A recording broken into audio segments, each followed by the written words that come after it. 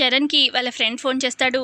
రే, ఒక వారంలో మంచి మ్యూజికల్ కాంపిటీషన్ ఉందిరా, త్వరలో మంచి పేరు వస్తుంది గెలిస్తే అనగానే, అవునా సరేరా డీటెయిల్స్ అవి చెప్పు అని చెప్పి చరణ్ అంటూ ఉంటే, అప్పుడు వాళ్ళ ఫ్రెండ్, అది డైరెక్టర్ గారు ఇక్కడే ఉన్నారా, నీకు ఛాన్స్ రావాలంటే ఒకసారి నీ భార్యను తీసుకొని ఫాస్ట్గా ఇక్కడికి వచ్చేసేయి, డైరెక్టర్ గారిని ఇద్దరు కలిస్తే బాగుంటుంది అని చెప్పి అతను ఫోన్ పెట్టేస్తాడు.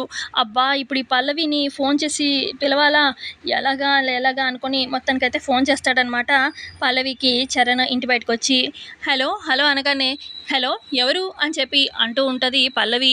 ఎవరు, నా పేరు లేదా నీ దగ్గర అనగానే, పేరు లేదా ఏంటి, అసలు నువ్వెవరివి, ఇష్టం వచ్చినట్టు నువ్వు అంటున్నావు, అసలు ఎవడరా నువ్వు అని చెప్పి అనగానే, ఏంటే నేనే అని చెప్పి అంటాడు చరణ్.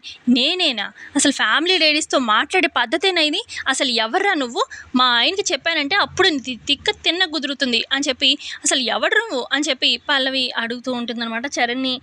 రేయ్ ఒసేయ్, నీకు నీ ఫోన్లో నా పేరు ఫీడ్ లేదా అనగానే, ఎందుకుంటుంది, అసలు నువ్వు ఎవరివి అని చెప్పి అంటూ ఉంటుంది మళ్ళీ పల్లవి.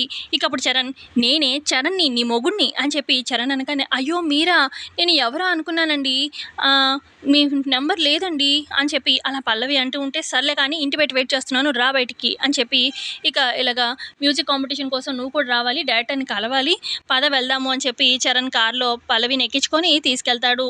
మరోపక్క ఇటు ఇంట్లో బామ్మగారు, అటు అక్షిత, భువన వాళ్ళిద్దరితో మాట్లాడుతూ ఉంటారనమాట.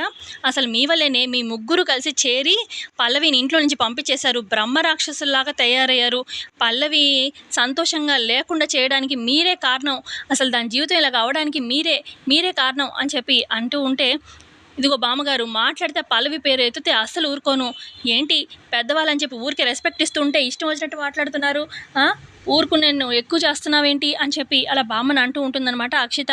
ఇక అప్పుడు బామ్మకు కోపం వచ్చి, ఇదే మాట నువ్వు పల్లవి ఉన్నప్పుడు అనుంటే ఒక్కటిచ్చేది చంప మీద అని చెప్పి బామ్మ అక్షితాన్ని కొట్టబోతూ ఉంటే, ఏంటి నువ్వు నన్ను కొట్టేది అని చెప్పి బామ్మను ఒక తోపు తోస్తుంది. ఇక బామ్మ వెళ్ళి ముందుకు అలా పడిపోతుందన్నమాట. పడిపోగానే ఇక అక్షిత షాక్ అవుతుంది, ఇదేంటి ఇలా తొయ్యగానే ఇలా పడిపోయింది అని చెప్పి. ఇక మరి బామ్మకి దెబ్బ తగిలిందో ఏమో తెలియదు కానీ బామ్మగారు పడిపోతారనమాట. మరి చూద్దాం కమింగ్ ఎపిసోడ్లో ఏమవబోతుంది ఏంటి అనేది. సో ఇంతే అండి ప్రోమోలో జరిగింది. నచ్చితే లైక్ చేయండి. Thanks for watching.